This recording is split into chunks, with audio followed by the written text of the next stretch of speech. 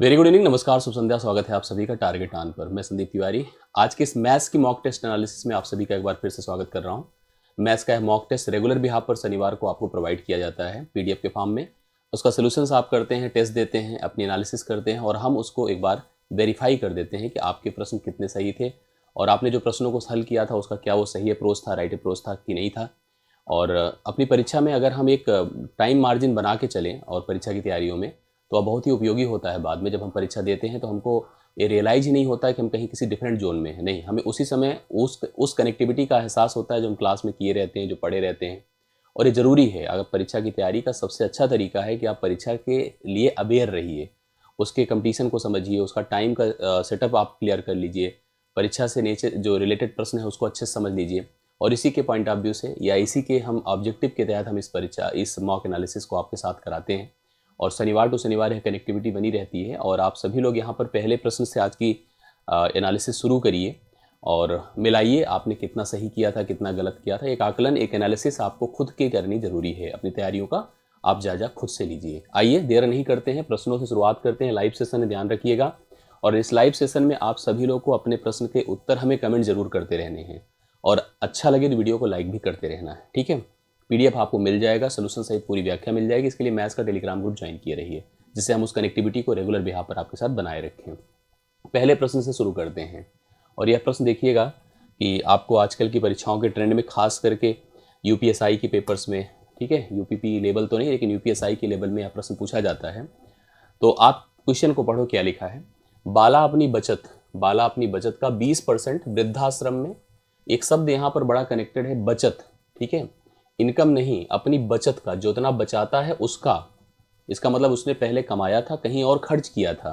मूल खर्चे निकालने के बाद जो उसके पास फाइनल बचत हुई थी उस बचत का 20% वृद्धाश्रम में, 22% अनाथालय में और 22% चिकित्सा सहायता संस्थाओं को दान कर देता है अपनी बचत का। उसके बाद भी वह बचत में से जितने फाइनली हुआ उसमें से भी 7200 रुपये वह बचा लेता है और बैंक में जमा कर देता है, ठीक है। अब कहा गया कि उसकी बचत थी क्या। उसकी बचत जो थी उसकी वेतन का 40% थी, मतलब जितना वह कमाता था उसका 40% ही बचाता था। मतलब देखो, उसकी मुख्य आय ए थी, ये उसकी कुल आय थी। इस आय में से उसने 40% बचाया, 40% बचाया मतलब 60% उसने खर्च किया। अब इस 60% के खर्च से हमको कोई मतलब नहीं, कोई लेना देना नहीं है, क्योंकि उसने सारी अपनी जिम्मेदारी अब इस 40% पे डाल दी। और किसी भी इंसान के लिए जो खर्चे होते हैं उसकी बचत से ही डिफाइन किए जाते हैं। जो खर्च हो गया वो तो गया आपके हाथ से, जो बचा है वहीं से खर्च होगा। अब इस 40% को मानो कि यह 100% है। क्यों 100%? क्योंकि यही उसके हाथ में है इस समय। इसको हम इक्विवेलेंट टू 100% मानते हैं और इसी में से उसने उठा करके 20% वृद्धाश्रम में, इसी में से उसने उठा करके 22% अनाथालय में और 22% अन्य जो सहायता संस्थाएं थी उसको दान दे दिया। इसका मतलब उसने कुल मिला के अगर जोड़ा जाए तो 64% दान दे दिया। अब 64% दान देने के बाद जो बचा, तो अगर हम लोग यहाँ पर इसको इक्विवेलेंट टू 100% मानकर चल रहे हैं और 100% में अगर 64 निकाल दें तो 36% बचा होगा। इस 36% की राशि को उसने बैंक में दान दे दिया। दान नहीं देता बैंक में जमा कर दिया। अब जमा कर देने के बाद हमसे पूछा कि उसकी आय क्या होगी। तो सबसे पहले आपको पता करना होगा कि उसकी बचत क्या थी, ठीक है। उसकी बचत क्या थी, तो एक प्रकार से यह 36% किसका है पता है, इस 40% का है और 40% किसका है, 100 का है। तो आप डायरेक्ट जा सकते हैं, कैसे, कहिए ये 36% किसका है, 36 बटे पहले क्या है, 100 है, लेकिन है किसका, 40% का, 40 बटे 100 का। और 40% किसका है, टोटल का है। और यह संख्या कितने, आंकड़ा कितना है, 7200 है। तो आप इस टी का मान यहाँ से कैलकुलेट डायरेक्टली कर सकते हैं, करेक्ट है। एक सतत का प्रोसेस यहाँ से लग जाएगा। या 36% है 40 का और 40 किसका है, टोटल का। तो मैंने कहा 36 बटे 100% हटाया और किसका, 40%, 40 बटे 100 टोटल का, टोटल मतलब टी, और 7200 लिख दिया। तो थोड़ा सा यहाँ से हम ऐसे भी कैलकुलेशन को प्रोसेस कर, जैसे 20 दूना 40, 20 पंचे 100, 36 दूना 72 होता है, 36 दूना 72, 200 होगा।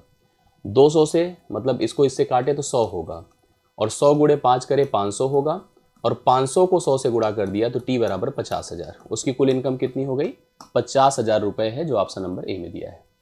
ये राइट सोल्यूशन है इस प्रश्न का। जिसने भी किया होगा 50,000 अगर उसका आया है तो एकदम परफेक्ट है।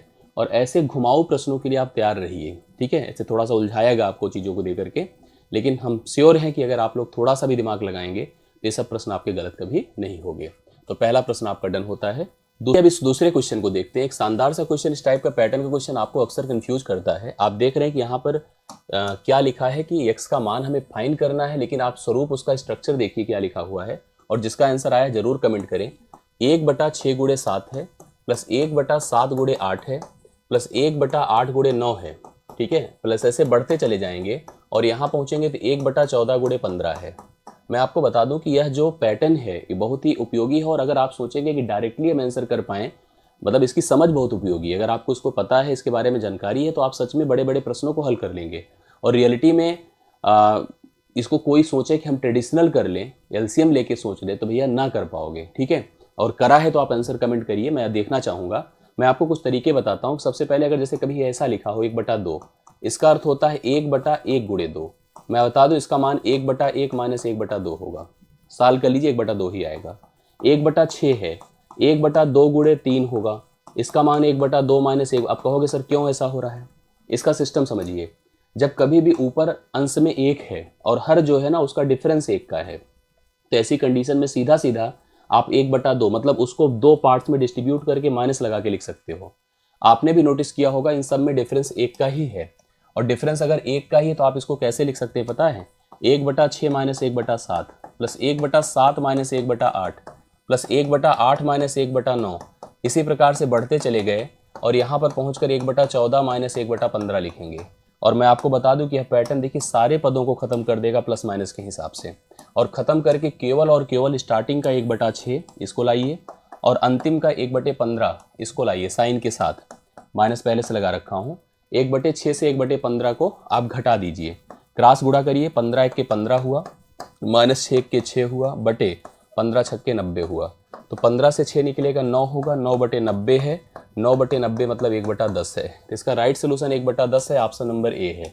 और मैं आपको बता दूं इस तरह का जब भी प्रश्न आए बहुत दिमाग लगाना है, फिलहाल बहुत कंफ्यूज नहीं होना है, बहुत करना नहीं है। सीधा इसका पहला पद लीजिए 1/6 और इसका अंतिम पद लीजिए 1/15, यही घटा दिए होते डायरेक्टली आंसर आ जाता।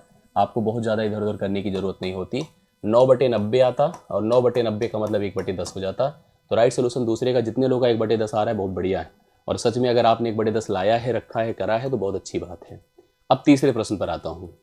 ये देखिए, ऐसा क्वेश्चन जब मिलेगा तो क्या करेंगे आप प्लीज़ बताइए सभी लोग। क्वेश्चन है, एक दुकानदार के पास 3 अलग अलग गुणवत्ता, 3 अलग अलग क्वालिटी वाले तेल हैं। तेल अलग अलग तरीके के आते हैं, ठीक है, सरसों का और अलग अलग तिल के तेल, और जो है और किसी के ऐसे थोड़ा सा फूल के भी तेल आते हैं ना, आप सबको पता ही होगा।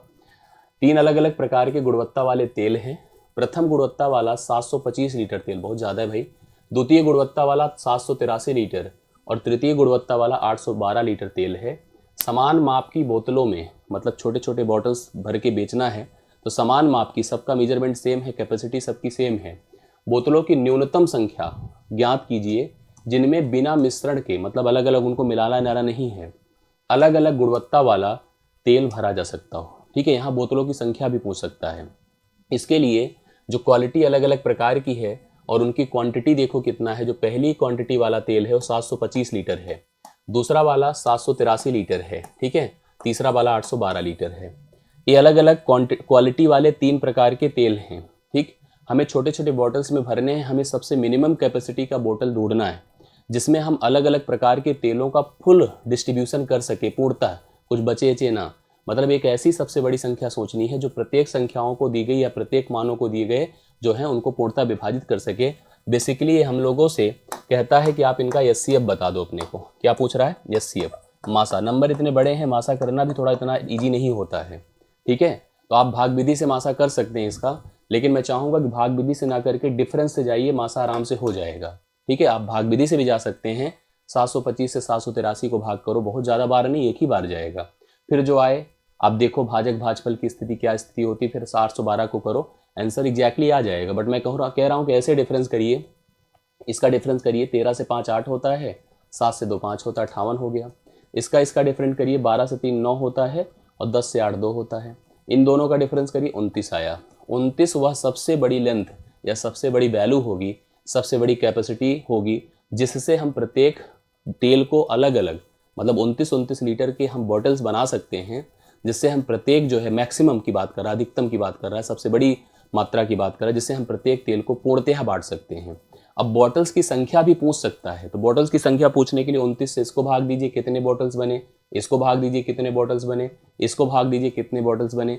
कभी कभी बॉटल्स की संख्या पूछ लेगा। फिलहाल इसने हमसे कहा था कि न्यूनतम संभावित संख्या ज्ञात करना है, समान माप की बोतलों की न्यूनतम संभावित संख्या हम लोग को ज्ञात करना है जिन्हें बिना मिश्रण के अलग अलग गुणवत्ता वाले तेल भरा जा सके। तो यहाँ पर यह मान आपका 29 हो जाएगा। क्या हो जाएगा? 29 हो जाएगा।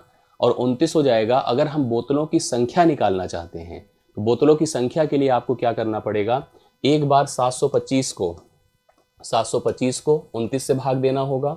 एक बार हमें, ये तो कैपेसिटी है ना, एक बोतल की कैपेसिटी है, और एक बार हमें 783 को 29 से भाग करना होगा। एक बार हमें 812 को 29 से भाग करना होगा, तो हमें बॉटल्स की संख्या पता चलेगी। तो बॉटल्स की संख्या देखिए कैसे निकाल पाएंगे, 29 से प्रत्येक को भाग दीजिए। तो भाग देने पर देखिए क्या आएगा कि अगर हम 29 से इसको भाग देते हैं तो 25 बार जाएगा, और 29 से अगर आप 783 को भाग देते हैं 27 बार जाएगा, और 29 से अगर आप 812 को भाग देते हैं तो 28 बार जाएगा। अब इन तीनों को अगर हम जोड़ेंगे तो हमें बॉटल्स की कुल संख्या, अगर 29 कोई लगाएगा तो उसका उत्तर गलत हो जाएगा, क्योंकि 29 तो प्रत्येक बॉटल्स की कैपेसिटी होगी। अब आप इसको जोड़ेंगे तो 7 5 12 8 20 की 2 हासिल 2 हो गया और 8 हो गया। कुल 80 बॉटल्स यहाँ पर हम लोग यहाँ पर यूज कर पाएंगे, कुल 80 बॉटल्स बेच पाएंगे मार्केट में। इस प्रश्न का राइट सोल्यूशन होगा जो आपको तीसरे प्रश्न का डी ऑप्शन में दिख रहा है। तो अगर जिसने 29 लगाया था गलत काट ले, सही उत्तर 80 होगा, राइट सोल्यूशन 81 कराएगा। आशा करता हूँ ये भी समझ में आपको आ गया होगा। अब हम आते हैं चौथे क्वेश्चन पर। क्वेश्चन देखिए ये भी शानदार सा है। क्वेश्चन क्या है कि 2150 वस्तुओं का क्रय मूल्य 1720 वस्तुओं के विक्रय मूल्य के बराबर है, लाभ प्रतिशत ज्ञात करो। देखो यहाँ एक डाउट दिया जा सकता था कि लाभ या हानि प्रतिशत ज्ञात करो, और सेम परसेंटेज को लाभ के साथ भी लिखा जाए, सेम परसेंटेज को हानि के साथ भी लिखा जाए, एक डाउट ज़्यादा बन जाता है। दरअसल जब कभी दुकानदार कोई व्यापार करता है तो सबसे पहले वह थोक विक्रेता से वस्तुएं खरीद कर लाता है, खूब सारी वस्तुएं, एक दो नहीं, फुटकर में नहीं लाता। फुटकर में हम लोग खरीदने जाते हैं, ठीक है, जो कस्टमर होता है वो खरीदने जाता है, जो शॉपकीपर दुकानदार होता है, रिटेलर, वो ज़्यादा वस्तुएं खरीद के लाता है। तो उसने कुल 2150 वस्तुएं खरीदी और लाकर उन वस्तुओं को बेचा, और उसको पता चला कि जितनी लागत उसने 2150 वस्तुओं को खरीदने में लगाया था, उन सभी लागत को उसने 1720 वस्तुओं को ही बेचकर प्राप्त कर लिया, मतलब वो लागत उसकी निकल आई। अब ऐसी कंडीशन में उसके लाभ प्रतिशत को पूछा गया है, तो हम लिख सकते हैं 2150 का सीपी, जो इसका सीपी होगा वो 1720 के एसपी के बराबर है। 1720 के एसपी के क्या है? बराबर है। और हमेशा लाभ तभी होता है जब दुकानदार जितनी जल्दी लागत निकाल ले, मतलब कम वस्तुएं बेचकर वह लागत निकाल ले, फिर जो बची वस्तुएं हैं बेचेगा, फायदा उसको तभी हो सकता है। तो 2150 का सीपी जो है 1720 की एसपी के बराबर है। थोड़ा सा सिंपल कर लें, आसान कर लें चीज़ों को, तो कन्फर्म हो गया 215, 5 2 7 215 का जो सीपी है वह 172 के एसपी का बराबर है। तो आप अगर सीपी एसपी का रेशियो बनाना चाहें क्रय और विक्रय का, तो कुछ ऐसे बनेगा, 172 उधर रह जाएगा, नीचे 215 आएगा। तो निश्चित तौर पर आपने देखा कि अगर खरीद दाम 172 रुपये है तो विक्रय 215 रुपये का हुआ है। तो आप यहाँ से डिफरेंस देख लो, मतलब आपको पता होगा कि अगर एसपी बड़ा है सीपी से तभी तो लाभ होता है। तो आप साफ साफ देख पा रहे हैं कि यहाँ पर लाभ है, क्योंकि 215 172 से ज़्यादा है। लाभ कितने का है? 5 से 2 निकला 3 है, और इधर आप डिवाइड कर दें 11 से 7 निकला 4, यही लाभ है। और लाभ हमेशा क्रय मूल्य पर आधारित होता है, ठीक है। तो लाभ का जब प्रतिशत हम ज्ञात करते हैं तो लाभ का परसेंटेज, लाभ का मान गुणे 100 बटा सीपी, सीपी कितना है? 172 है। अब इससे अगर हम डिवाइड करते हैं 4 बार जाएगा, 4 से इसको भाग कर देंगे 25% आएगा। तो 25% को लाभ का परसेंटेज है, जो ऑप्शन नंबर सी में आपको दिया गया है। आशा करता हूँ ये चौथा भी समझ में आपको आ गया होगा। इसको बहुत ध्यान से कंफर्म करते हुए आगे बढ़िएगा। जिसका 25%, अब यहीं पर एक डाउट बना सकता था, ऑप्शंस में 25% कहीं पर लाभ देता तो कहीं पे हानि देता, तो ये कन्फ्यूजन होती है, और इस पे आपको बचना होगा, ठीक है। नेक्स्ट क्वेश्चन पर आइए, 5वां नंबर देखिएगा। एक शंकु का कुल पृष्ठीय क्षेत्रफल, टोटल सरफेस एरिया की बात कर रहा है फाइंड करने को, जिसकी जो त्रिज्या है 10 सेंटीमीटर है, ठीक है, और तिर्यक ऊंचाई जो उसकी स्लैंट हाइट है वो 11 सेंटीमीटर है। पाई का मान 22/7 लें, और लेना ही पड़ता है हम लोग को, तो कुल पृष्ठीय क्षेत्रफल सेंटीमीटर स्क्वायर में हमको बताना है। सबसे पहले शंकु देख लीजिए, शंकु के निर्माण की बात करिए। ये शंकु है, शंकु जैसे जोकर का कैप है, टेंट है, आपने देखा होगा, आइस कोन होता है, इस प्रकार से शंकु है। शंकु का बेस सर्कुलर है, बेस क्या है, सर्कुलर है, आप देख पा रहे हैं यहाँ पर, और ये बेस सर्कुलर है और उसके बाद ए उसका सेंटर है सर्कल का। यहाँ से इस वर्टेक्स की जो लेंथ होती है हाइट होती है, और यहाँ से सेंटर को सतह पर मिलाती जो रेखा वो रेडियस होती है, और ये जो कॉर्नर पे मिलाती है यही स्लैंट हाइट यल होती है, और यहाँ पर 90 डिग्री का कोण होता है। अगर हमको इन्फॉर्मेशन दिया है कि इसकी रेडियस है 10 और स्लैंट हाइट है 11, और आपसे पूछा total surface area. Surface area दरअसल दो प्रकार का होता है। सरफेस एरिया अगर आधार ना ले, मतलब नीचे का जो भाग है आधार या छत, जैसे कमरे में है तो कमरे में फर्श ना ले, छत ना ले, दीवारें ले ले, तो यह इसकी जो है कर्व सरफेस एरिया, या इस समय इसको लेटरल सरफेस एरिया कहेंगे। जब एक कर्विकल फिगर होगा तो ऐसे कोण अगर हमने कागज का बना दिया तो उस बेस को छोड़ दिया जाए, क्योंकि बेस कहीं कहीं तो ऐसे होता ही नहीं है, क्योंकि ज़मीन पर कहीं ऐसे रख दो कागज़ को उठा के, तो जो उसकी दीवारें हैं ना, वो दीवारें ऐसे कोण होती चली जा रही, उसका एरिया कर्व सरफेस एरिया होगा, इसे CSA कहते हैं, ठीक है। और फिर TSA होगा, TSA तब होगा जब CSA में, CSA मतलब कर्व सरफेस एरिया में बेस एरिया को ऐड कर देते हैं, बेस मतलब आधार को जोड़ देते हैं, तो टोटल सरफेस एरिया होता है। तो अगर हम बेस की इसकी बात करें तो बेस इसका एक सर्कल है और सर्कल का एरिया πr² होता है। और अगर हम कर्व की बात करें तो CSA होगा, जो कि होता है πrl। ध्यान दीजिएगा क्या होता है, πrl होता है, यल मतलब स्लैंट हाइट। अगर हम πrl में, अगर हमको TSA आप कह रहे हो फाइंड करने की टोटल सरफेस एरिया, तो CSA मतलब curve surface area plus base को अगर हम जोड़ देते हैं तो जाकर के यहाँ टोटल सरफेस एरिया बनेगा। तो CSA अपना πrl है और बेस अपना πr² है। हमें इसे आज तक जाने की नीड ही नहीं है। तो आप देखो यहाँ पर, हालांकि एच भी निकाल सकते हैं ज़रूरत पर पाइथागोरस का उपयोग करते हुए, हम चाहें तो πr कॉमन कर लें, यल प्लस आर हो जाएगा, ठीक है। पाई का मान 22/7 है, आर का मान आप 10 देख रहे हैं, और यल का मान आपका 11 है और इसका मान 7 है, ठीक है। 11, यल का मान कितना है आप देखिए, यल का मान 11 है और ये हमने 7 लिखा है, गलत लिखा है, 7 नहीं 10 है, ठीक है, इसका मान 10 है। अब काट दीजिए, कैंसिल कर दीजिए, टोटल सरफेस एरिया बन जाएगा 11 10 कितना होता है 21, 7 से इसको डिवाइड कर दे, 7 3 21, मतलब अपने पास 22 × 10 × 3 है, 220 × 3 660 है। तो 660 सेंटीमीटर में है ना, सेंटीमीटर स्क्वायर इसका टोटल सरफेस एरिया होगा, जो ऑप्शन नंबर डी में दिया गया है। इस तरह से आपसे पूछ सकता है। अगर आयतन पूछ लेता वॉल्यूम, तो होता है 1/3 πr² एच, तो यहाँ पर एच फाइंड करना पड़ता, हाइट, जो कि पाइथागोरस से निकल जाता, ठीक है। तो फिलहाल हमको कोण का प्रश्न हमसे एग्जाम में मिल सकता है, शंकु का। इस टाइप के प्रश्नों को आप लोग बिल्कुल दिमाग में रखिए। 660 सेंटीमीटर स्क्वायर राइट सोल्यूशन होगा। पांचवा क्वेश्चन डन होता है। छठे पर आइए। भाग के एक प्रश्न में भाजक मतलब डिवीजर, जो भाग देता है वो भाजक कहलाता है। भागफल मतलब जो बार जाता है, कोसेंट कहलाता है, का 4 गुना है। जो भाजक है वो भागफल का 4 गुना है। भाजक अगर आपका जो है 20 है तो भागफल 4 गुना, मतलब 4 पंचे 20, 5 हो जाएगा।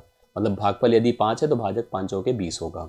जो भाग दे रहा है वो भागफल से ज़्यादा है 4 गुना।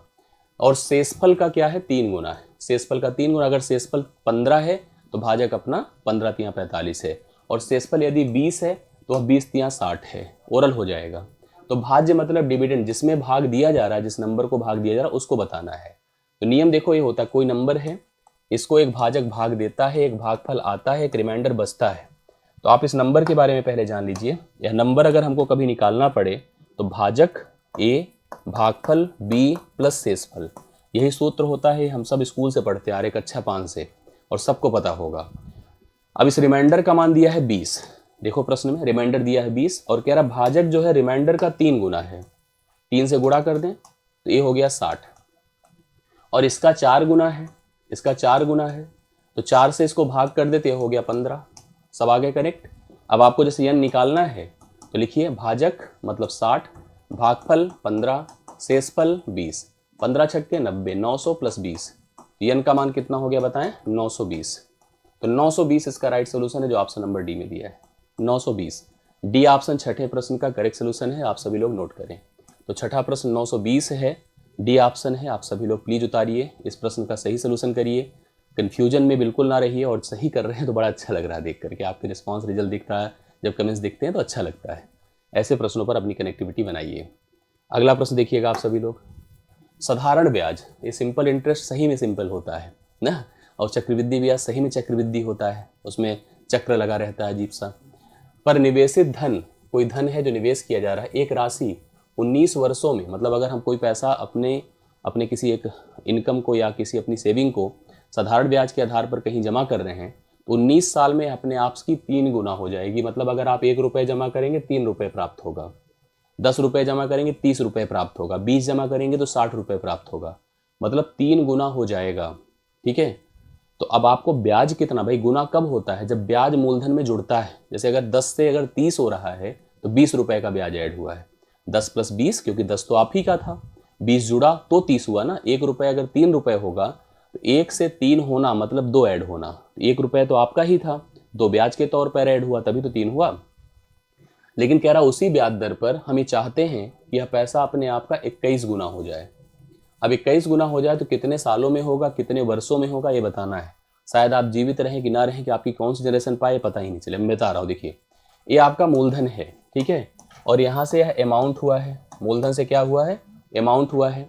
अब आप ध्यान से मेरी बात को समझिए, अगर हमने कहीं पर 1 रुपये जमा किया था, 1 रुपये, 1 से 3 हुआ है, लेकिन कितने सालों में हुआ, देखिए 19 वर्षों में हुआ है। 19 वर्ष में 3 गुना हुआ है, करेक्ट करिए। अब 3 गुना हुआ है तो इसका मतलब ब्याज कितना ऐड हुआ बताएं, ब्याज 2 रुपये ऐड हुआ है। 1 + 2 बराबर ही तो 3 होता है। बट हमारी इच्छा है कि यह पैसा हमारा 19 मतलब 3 उन गुने पे बहुत खुश नहीं है, ये चाहता है कि यह पैसा कितना हो जाए, 21 गुना हो जाए, 21 गुना अमाउंट हो जाए। तो मतलब उसकी इच्छा है ब्याज 20 रुपये प्राप्त करने की।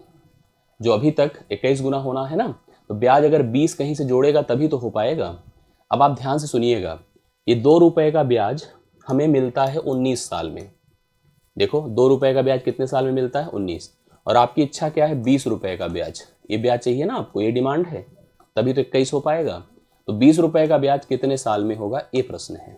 आइए साल करें, 2 से इसको डिवाइड करें 10 को 19 से गुणा करें 190, 190 वर्ष लगेगा। 190 वर्ष में यह पैसा अपने आप का क्या हो जाएगा बताइए, 21 गुना होगा।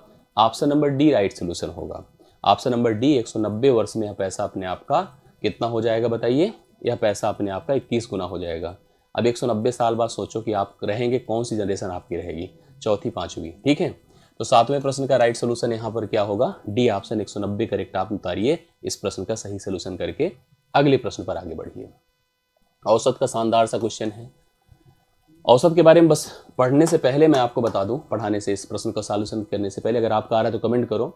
औसत सबको पता है कि औसत एक ऐसा सिंगल मान होता है जो पूरे ग्रुप के प्रत्येक मान का रिप्रेजेंटेशन करता है, प्रतिनिधित्व करता है। औसत हमेशा योग बटा संख्या के बराबर होता है, योग बटा संख्या के बराबर होता है। 3 पर्सन है, एक का नाम P है, दूसरे का Q है, तीसरे का R है। इनका औसत भार 55 किलोग्राम है, तीनों का औसत भार कितना है, 55 किलोग्राम है। तो मैंने कहा कि P, अच्छा पहले पूरा पढ़ लेते हैं। यदि P और Q का औसत भार 49 किलोग्राम है, Q और R का औसत भार 50 किलोग्राम है, तो हमसे Q का भार पूछा गया है। मैं आपको सॉल्व करके बताता हूँ। अगर P, Q, R तीनों का औसत भार 55 है तो श्योर कर लीजिए P + Q + R तीनों का भार 55 × 3 होगा, अर्थात 165 होगा, 165 किलोग्राम होगा। जिसमें P + Q अर्थात अगर P और Q को देखा जाए, इनका औसत भार 49 था, इनका भार 49 × कितना होगा पता है, 2, कितना हो जाएगा, 98 हो जाएगा किलोग्राम। जबकि इसी में अगर आप सोचो, इसी में सोचो कि Q और R का जो औसत भार है वो आपको दिया है 50 ना, तो QR का हो जाएगा 50 × 2, 50 × 2 मतलब 100 हो जाएगा, 100 किलोग्राम, ठीक है। तो कहने का अर्थ ये हो गया कि अगर हम इन दोनों को जोड़ दें तो क्या होगा। एक तो पहली बात, P अकेले है, ठीक है, Q अकेले है, R अकेले है। क्यों ऐसा मैं बोल रहा हूँ, गलत बोल रहा हूँ, क्योंकि Q 2 बार है, तो Q को आप 2Q लिख सकते हैं, और 2Q का एक Q पहले थोड़ा सा दूर रख दीजिए, इसको अलग से, मतलब है तो फिलहाल ये पूरा इतना। अब इसका पूरा जोड़ 198 है, लेकिन आपको दिख रहा होगा, क्या इसमें दिख ये रहा होगा कि जो Q है 2 बार है, तो पहले आप 3 बार की बात करो, P + Q + R, इसका मान कितना है बताइए, 165, इसका मान 165 है। 165 + Q बराबर आप देख पा रहे हैं 198 है, ठीक है। अब आपको Q का मान अगर निकालना है तो 198 से आप क्या कर दो, 165 घटा दो, 8 से 5 3 होता है, 9 से 6 3 होता है, 33 किलोग्राम होगा। क्यू का भार 33 किलोग्राम इस प्रश्न के लिए राइट सोल्यूशन डी ऑप्शन है। तो 8वें प्रश्न का डी ऑप्शन राइट सोल्यूशन आप नोट करें, 33 किलोग्राम इस प्रश्न का सही उत्तर बन जाएगा। आशा करता हूँ ये समझ में आपको आ गया होगा ना। चलो अब 8वें के बाद बढ़ते हैं 9वें पर आ जाइए। 9वां देखिए एक बढ़िया सा क्वेश्चन है और थोड़ा सा भी अगर इधर उधर हुए तो कंफ्यूज होंगे, नहीं आएगा प्रश्न। लिखा है √5 बराबर 2.236 है, ठीक। अब आपसे पूछा क्या है, √5/2 माइनस 10/√5 प्लस 125 रूट में, इसका मान आपको बताना है।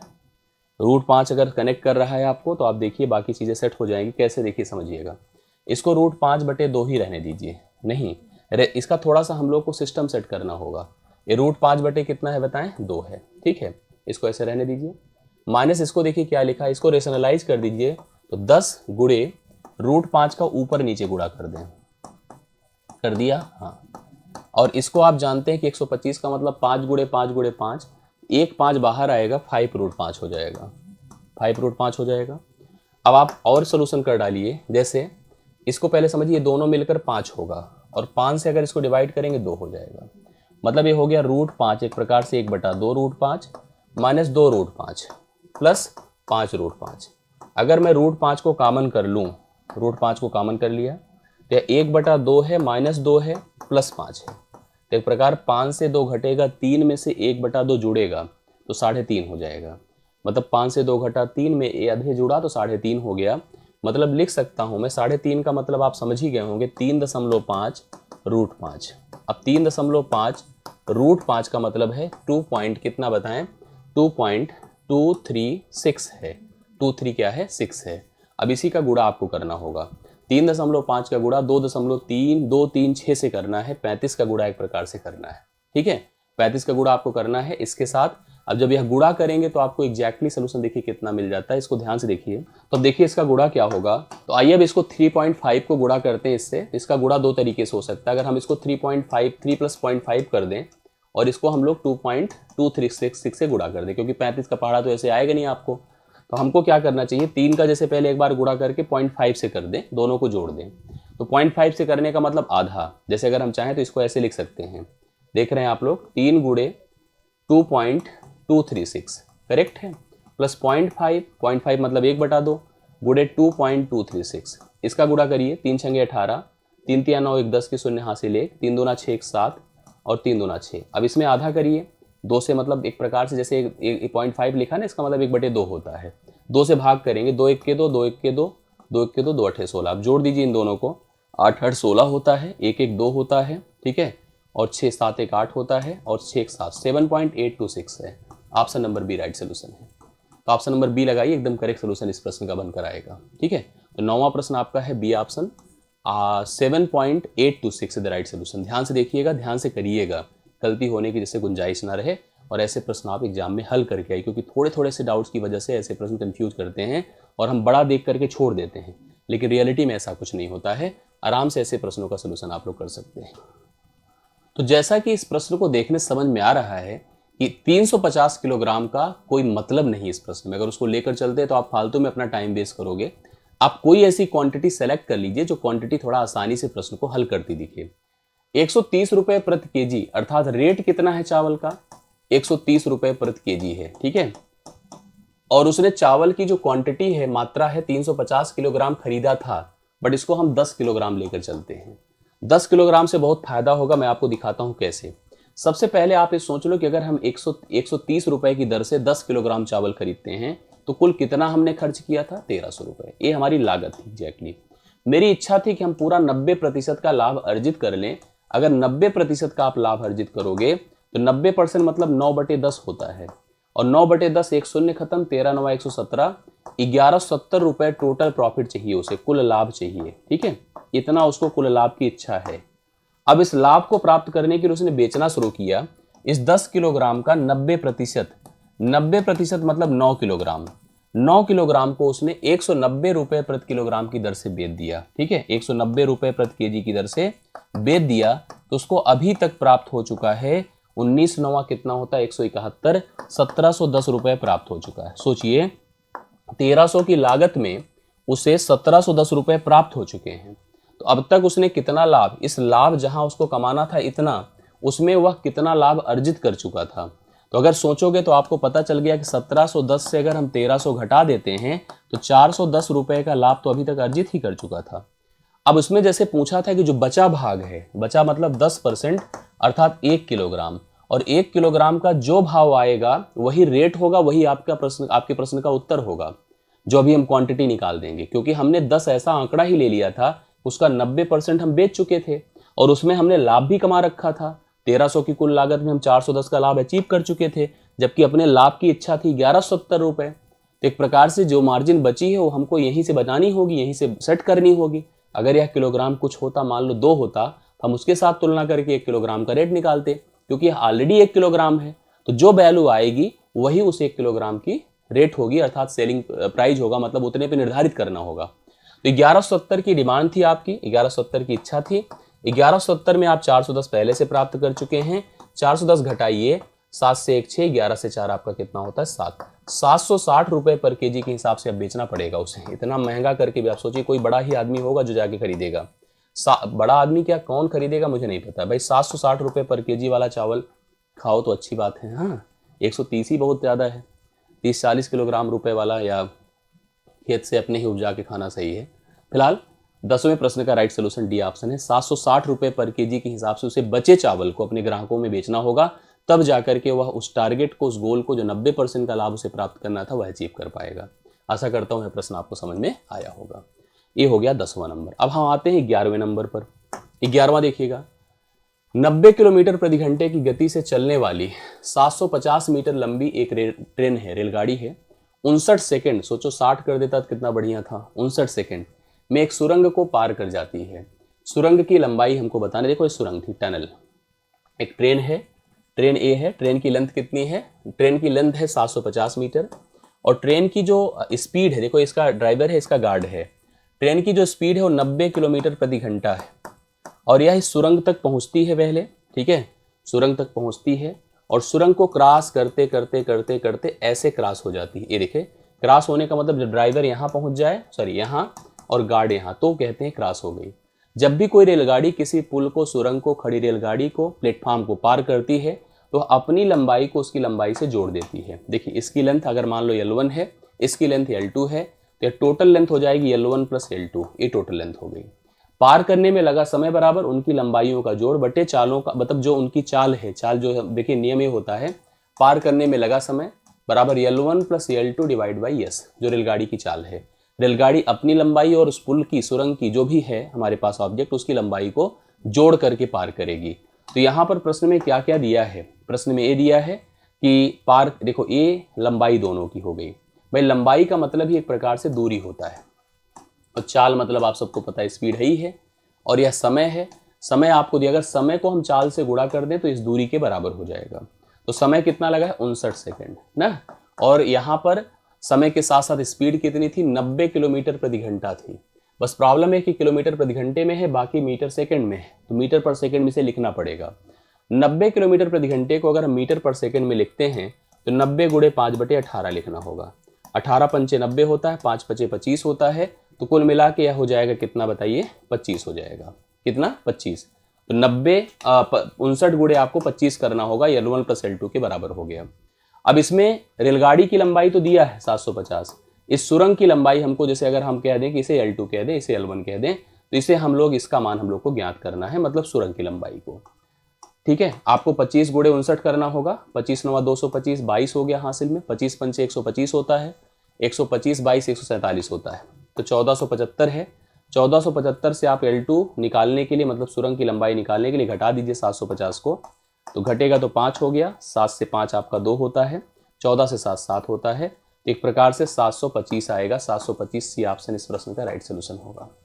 ठीक है, तो सी ऑप्शन 725 मीटर लंबी सुरंग है, जो 11वें क्वेश्चन का राइट सोल्यूशन है सी ऑप्शन में। तो ऐसे प्रश्न आपको दिख सकते हैं, ट्रेन का कॉन्सेप्ट है, और आप देखो तो आपने, बहुत सारे लोगों ने हमें 725 राइट सोल्यूशन दिया है। अच्छा प्रश्न था, आसान था, बस एक बार कोशिश करके आप उसका सोल्यूशन कर डालिए।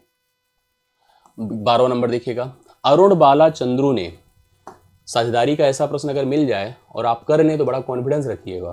ठीक है, और साझेदारी आप जानते हैं कि आपके लिए कितना इंपॉर्टेंट है। 3 पर्सन है, एक अरुण है, एक बाला है, एक चंद्रू है, ठीक है। एक साझेदारी की, ठीक है, एक साझेदारी किया। अरुण कुल पूंजी का 1/3 योगदान करता है। अरुण कुल पूंजी का जितना निवेश है उसका 1/3 इन्वेस्ट करता है, योगदान करता है, जबकि जो बाला होता है उतना योगदान देता है जितना अरुण और चंद्रू ने मिलकर दिया था। अरुण और चंद्रू जितना मिलकर योगदान देते हैं उतना बाला ने अकेले दिया था। यदि वर्ष के अंत में रुपए 84,000 का लाभ होता है तो चंद्रू का कितना धन प्राप्त हुआ या कितना धन चंद्रू को हिस्से में मिला लाभ के रूप में। किसी व्यवसाय में, व्यापार में लाभ का अनुपात हमेशा निवेश के अनुपात के बराबर होता है। जो लाभ का अनुपात होगा निवेश के अनुपात के बराबर होगा। हम लोग देखें ध्यान से, अरुण, बाला और चंद्रू ने एक व्यापार किया, साझेदारी की। अरुण कुल पूंजी का 1/3 योगदान देता है। अब ऐसे में पूंजी आपको बनानी पड़ेगी। पूंजी आपको 3 सोचनी हो सकती है, 6 भी हो सकता है, बट ऐसा सोचिए कि जिससे 1/3 और चीज़ों से वह कैंसिल, मतलब 3 से कैंसिल। हम इसलिए 1/3 को 6 मान रहे हैं या कोई संख्या को 6 मान रहे हैं या कुल पूंजी को 6 या 3, जिसकी 3 से कट जाए 1/3। हालांकि आपके दिमाग में चल रहा होगा 3 भी तो कट जाता है, बट थोड़ा सा प्रश्न को पढ़ने से चीज़ें, थोड़ा सा एक बड़ा डेटा लेने से कुछ चीज़ें आसान हो जाती हैं, ठीक है। थोड़ा कंपेरेटिवली थोड़ा बड़ा डेटा लीजिए। हमने कुल पूंजी को, टोटल इन्वेस्टमेंट को 6 माना, ठीक है, 6 माना। अब इसमें कहा कि 1/3 हिस्सा अरुण का ही है, 1/3 कर दीजिए। 1/3 मतलब 2 भाग अरुण का है। अब इसके बाद आगे बढ़िए। इसने कहा कि जबकि बाला उतना योगदान करता है जितना अरुण और चंद्रू मिलकर करते हैं। अरुण तो ऑलरेडी 2 कर चुका है, अगर चंद्रू 1 करे तो बाला 3 करेगा। अब आप बोलो क्यों? क्योंकि 2 और 1 मिलकर के 3, अर्थात इनके निवेश का अनुपात ये हो गया 2, 3 और 1, मतलब 2 भाग अरुण, 3 भाग बाला और 1 भाग चंद्रू। जो निवेश का अनुपात होगा वही लाभ का अनुपात होगा। इसलिए अगर कुल लाभ 84,000 हुआ है, इस लाभ का बंटवारा इसी निवेश के अनुपात से डिसाइड होगा। तो अनुपाती पदों को जोड़े, 2, 3, 5, 1, 6 होता है। 6 बराबर आप 84,000 कर दो, 1 बराबर 6 से भाग करें, 6 के 6, 6 चौके 24, 14,000 आएगा। यही चंद्रू का हिस्सा होगा। तो चंद्रू का भाग 14,000 है। यही राइट सोल्यूशन है जो ऑप्शन नंबर आपको ए में दिया है। इस प्रश्न के लिए, 12वें प्रश्न के लिए राइट सोल्यूशन आपका 14,000 है। सभी लोग उतार लें, कंफर्म कर लें। आशा करता हूँ समझ में आपको आ गया होगा। तो पार्टनरशिप का ऐसा प्रश्न आए तो आप जरूर अच्छे से इसको। तो आइए 13th क्वेश्चन देखते हैं हम लोग। एक वस्तु को रुपए 5,075 में बेचने से होने वाली जो हानि है, उसी वस्तु को रुपए 10,150 में बेचने से होने वाले लाभ का 45% है। वस्तु का क्रय मूल्य ज्ञात करें। हम सबको पता है कि विक्रय मूल्य अगर ज्यादा होता है तो लाभ है और विक्रय मूल्य अगर कम होता है तो हानि है। 2 दाम में बेचा जा रहा है, एक तो 5,075, वो देखने से ही बहुत कम लग रहा है, जबकि उसकी तुलना में उसी वस्तु को अगर 10,150 में बेचा जा रहा है तो निश्चित तौर पे ज्यादा है, तो लाभ है। मतलब यह लाभ पर है और यह हानि पर है, और यही कहीं यहां पर बीच में क्रय मूल्य होगा। अब बीच में तो एग्जैक्ट नहीं होगा, एक बीच में तब होता है जब लाभ और हानि का अमाउंट इक्वल होता है। हालांकि 45% ही है तो लगभग बीच में कुछ ऐसा ही आएगा, लेकिन फिर भी तो डिफरेंट है। कहा है जो लाभ है, सॉरी जो हानि है, देखिए पढ़िएगा, हानि जो है लाभ का 45% है। तो 45% का मतलब होता है 9/5, 9 45, 5 विषम में 100। इसका मतलब यदि लाभ 20 का है तो हानि 9 की है। यही है। 2 तरीके होते हैं, आप इसको इससे से गुणा कर दे, इसको इससे गुणा करके बटा 20, 9, 29 से भाग कर दे। 2 प्रकार से तिरछा गुणा कर दीजिए। आप इसको इससे गुणा कर दो, इसको इससे गुणा कर दो, 20, 9, 29 से भाग कर दो, आपको एग्जैक्टली पता चल जाएगा कि कितना क्रय मूल्य आया। बट ऐसा करने से हो सकता है, हालांकि बहुत टफ नहीं है, आप डिसाइड कर सकते हैं, लेकिन एक दूसरा अच्छा तरीका ये होता है कि आप इन दोनों का डिफरेंस कर दो। इन दोनों का डिफरेंस कर दीजिए। डिफरेंस करिए कितने का? 10,150 से 5,075 को घटा दीजिए। 10 से 5 5 होता है, 14 से 7 7 होता है, 0 हो गया, 5 हो गया, 5,075 आया। 5,075 ये अंतर है दोनों के विक्रय मूल्यों का। तो दोनों से होने वाली लाभ और हानि का जो अंतर है, आप सोचो कितना है, बताइए। ऐसे सोचिए जैसे हम बीच में खड़े हैं, 9 की हानि 20 का लाभ, तो अंतर बोलो कितने का है? 29 का है। इस बात को ध्यान में देना होगा, नहीं सोचे कि अंतर 11 का आपको लगने लगे तो गलत है। 29 का अंतर है, मुझे इसको 29 से भाग करना होगा। जब मैं 29 से भाग करूंगा तो 1 बार जाएगा, 7 बार जाएगा, 5 बार जाएगा। 1 का मान 175 आएगा, 1 का मान 175 आएगा। अब 1 का मान 175 आएगा तो एग्जैक्ट हानि अगर निकालनी है तो 9 से गुणा कर दे, या एग्जैक्ट लाभ निकालना है तो 20 से गुणा कर दे। तो उससे करना क्या होगा, फिलहाल मैं हानि निकाल के बताता हूं।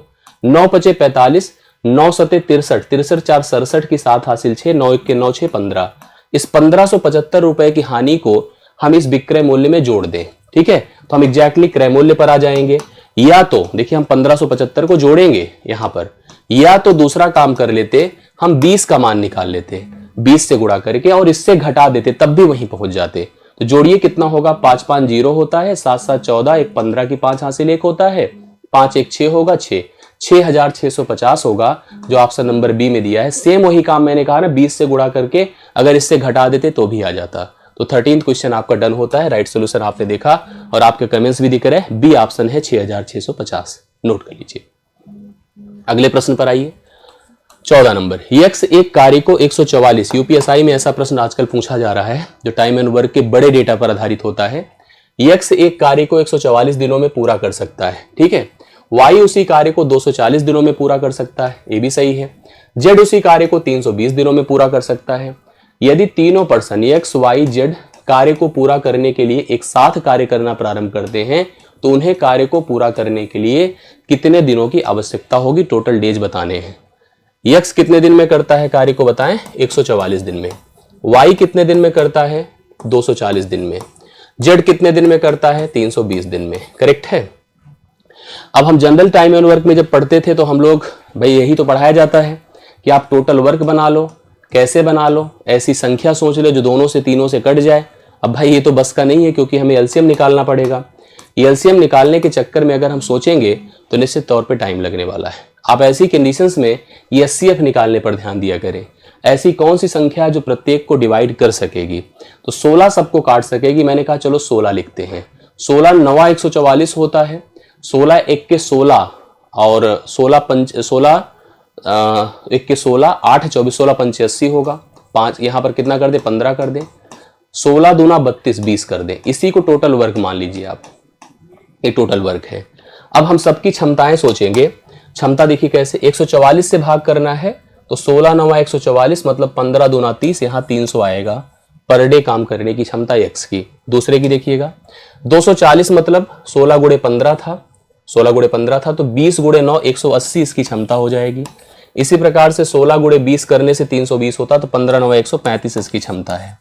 तीनों की क्षमता की बात किया जाए X plus Y plus Z की, तो यहाँ पर तीनों की क्षमता तीनों जुड़ करके 300 एक 400 एक 500 और 80 30 600 10 600 एक प्रकार से जोड़ दीजिए प्रॉपरली। 5 है 8 3 11 एक हासिल 1 3 2 5 615 हो गई। कितनी हो गई, 615 तीनों की क्षमता है। समझ गए ना। मैं एक बार फिर से देख ला, 3 2 5 और 100 आप एक जोड़े तो यहाँ पर 615 हो रही है। 615 से एग्जैक्टली इसको भाग कर दीजिए।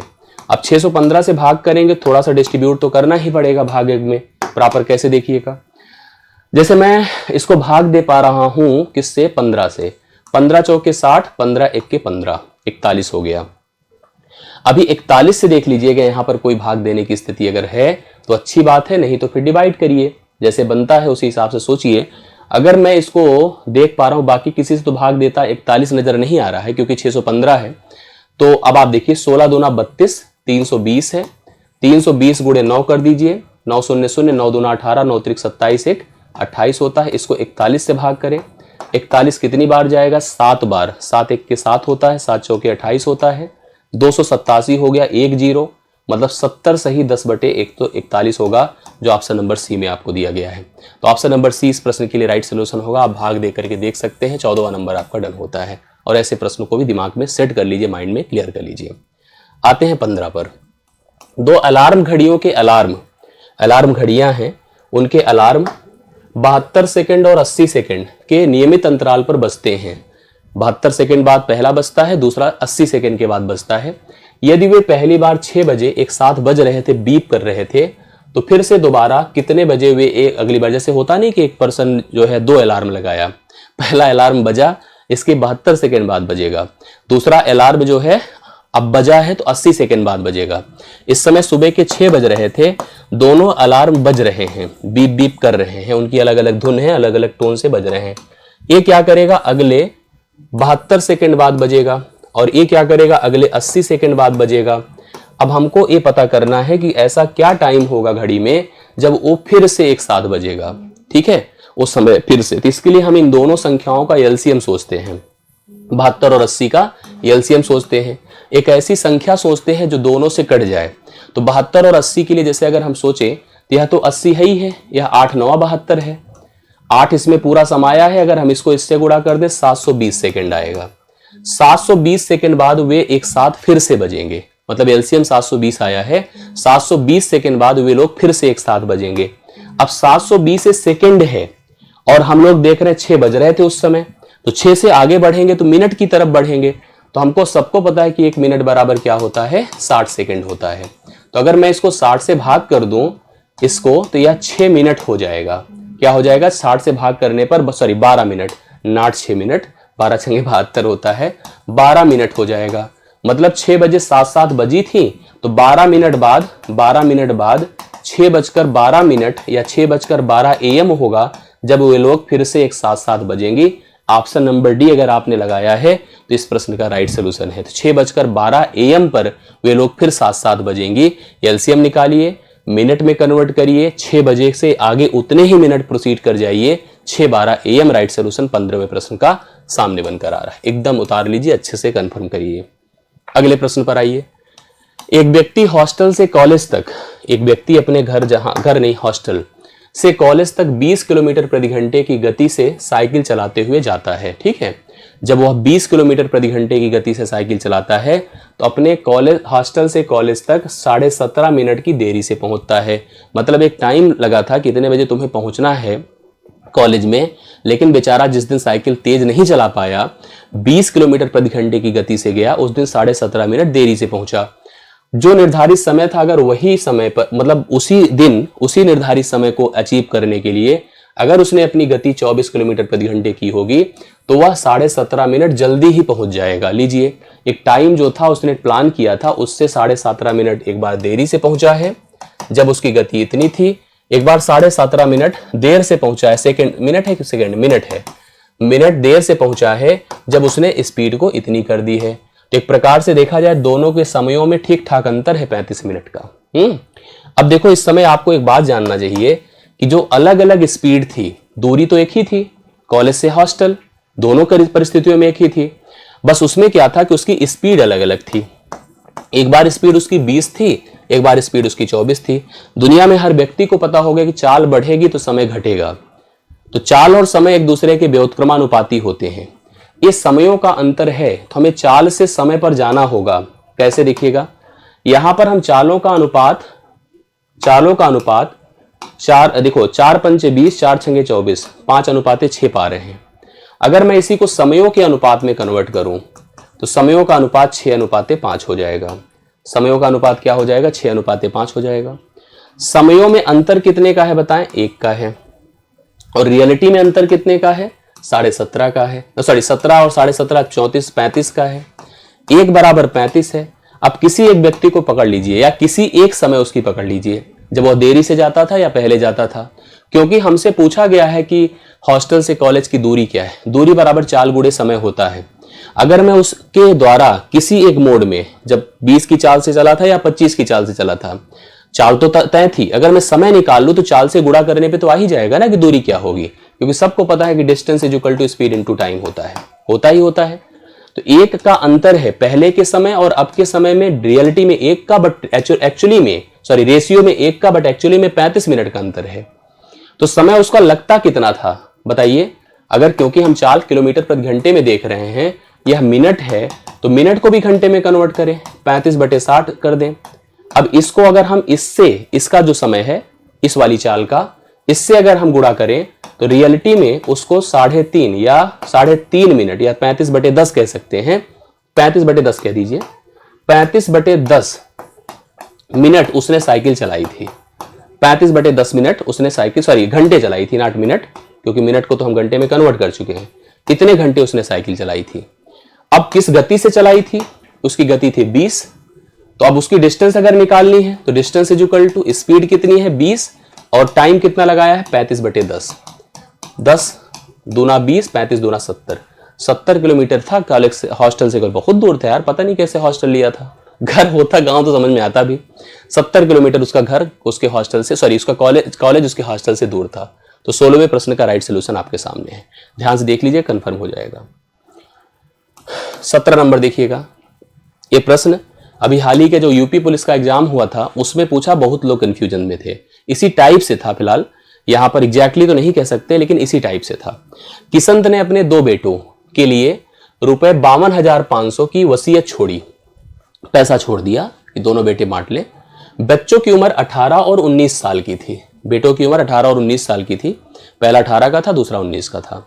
10% की चक्रवृद्धि ब्याज से, मतलब जहां पे छोड़ा था वहां पर उस जहां पे निवेशक कंपनी जहां पे उसने पैसे लगाए रखे थे, कहा था कि भैया आप रखे रहो पैसे, चिंता मत करो, हम 10% की ब्याज दर से ब्याज देंगे। और 21 साल होने पर उन बच्चों को वह पैसा सुपुर्द करना है। 21 वर्ष होने पर, 21 वर्ष होना है तो 18 वाले को 3 साल आगे बढ़ना होगा और 19 वाले को 2 ही साल आगे बढ़ना होगा। ठीक है, 2 ही साल बाद वह 21 का हो जाएगा।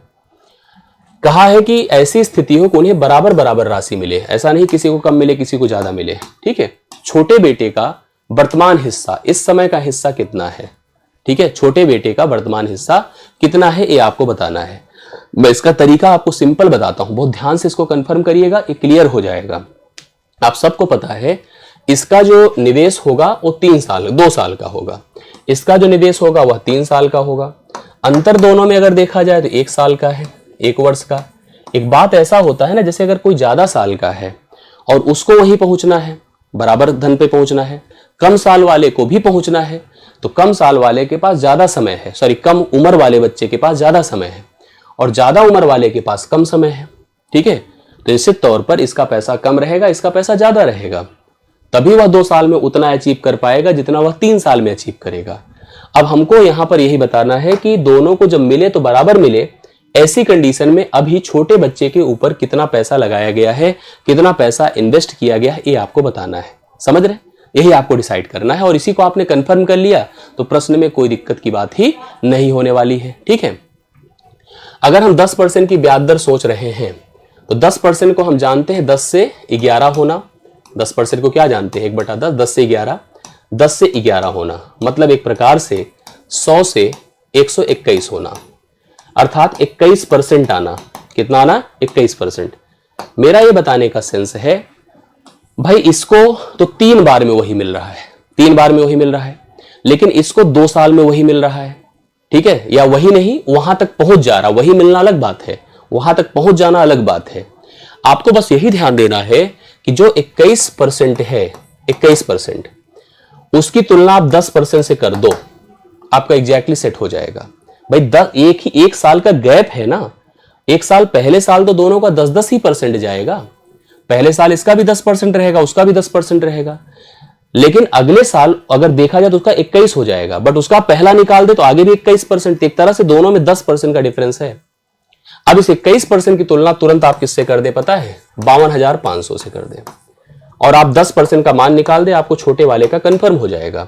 21 से देखिए, 21 दूना 42 होता है, 21 दूना 42 होता है, 10, 21 पंचे होता है, 500 कर दीजिए, इसका गुणा कर दे 25,000, इसका धन 25,000 होगा। देखिए मैंने वैसे भी कहा था छोटे वाले को कम देना है, बड़े वाले को ज्यादा देना पड़ेगा, तभी अचीव कर पाएगा। तो राइट सोल्यूशन अगर आपने 25,000 लगाया है तो एकदम सही लगाया है, 25,000 इस प्रश्न के लिए करेक्ट आंसर होगा। आप सभी लोग देख लीजिए, तय कर लीजिए। ठीक है, ऐसे प्रश्नों के लिए अपनी तैयारी खूब मजबूत कर लीजिए और आपका सही है तो बहुत अच्छी बात है। 18 नंबर देखिए, 16% की छूट के बाद एक टेबल का मूल्य, विक्रय मूल्य 22,680 रुपए है यदि क्रय मूल्य अंकित मूल्य का 75% है। क्रय मूल्य अंकित मूल्य का 75% है तो सीधी सी बात है, क्रय मूल्य आपको बताना है। बढ़िया प्रश्न है, फिलहाल थोड़ा सा घुमाया और कुछ नहीं है। 16% की छूट के बाद उसका विक्रय मूल्य इतना है। 16% की छूट के बाद मतलब एक प्रकार से छूट किस पर दी जाती है, कोई बताए? छूट हमेशा अंकित मूल्य पर दी जाती है। अगर इसने कहा 16% की छूट, ध्यान से देखिएगा, 16% की छूट, इसका मतलब है 4 चौके 16, 4 25। इसका मतलब है कि अगर 25 है अंकित मूल्य तो 4 की है छूट और 25 में से 4 निकलेगा, 21 होगा विक्रय मूल्य। कितना विक्रय मूल्य क्या होगा? 21। उस 21 का मान हम लोग को दिया है, कितना दिया है? 22,680। हम चाहें तो यहां पर अंकित मूल्य निकाल लें, 25 का मान।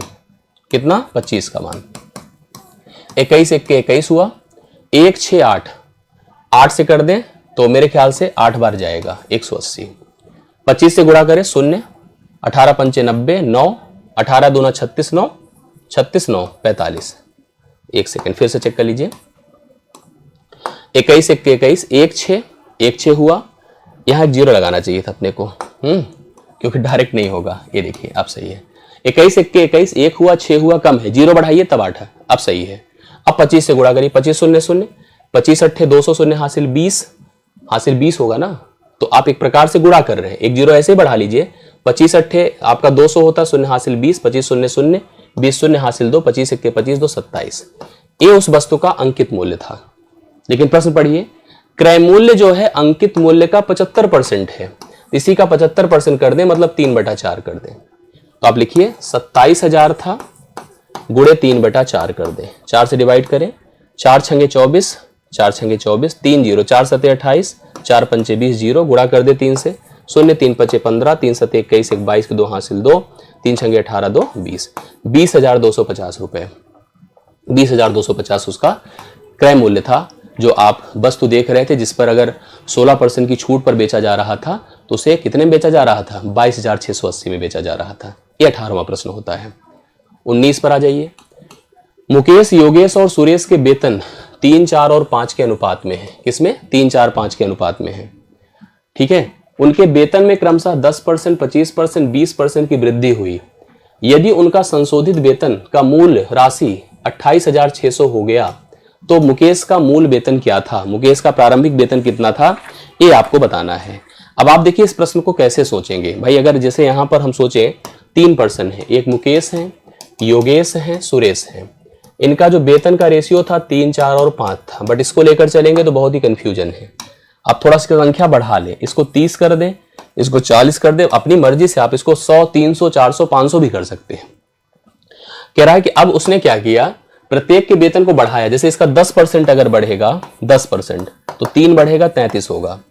इसका 25% 1/4 होता है, 25% 1/4 होता है, 4 बढ़ेगा 44 होगा 25% बढ़ने पर। इसमें 20% 1/5, 5 से डिवाइड करिए तो एक प्रकार से 10 बढ़ेगा। अगर 25% बढ़ रहा है तो 10 बढ़कर 60 होगा। अब उनके वेतन, संशोधित वेतन इतने हो गए 33, 44 और 60। और यह 33, 44, 60 के फॉर्म में हो गया, जो होकर कितना हो गया 28,600।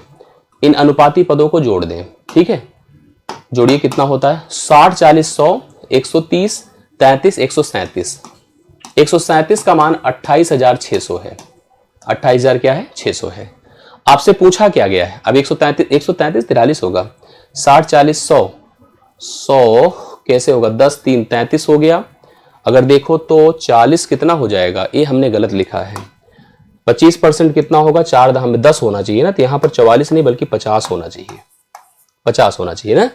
एक प्रकार से अगर हम 40 लिए हैं तो 40 का 25% 1/4 होता है, 4 दाम में 40 10 होगा, इस हिसाब से 50 हो गए। अब यहाँ पर 143 आएगा, नहीं तो गलत हो जाता है, 143 हो जाता है ना।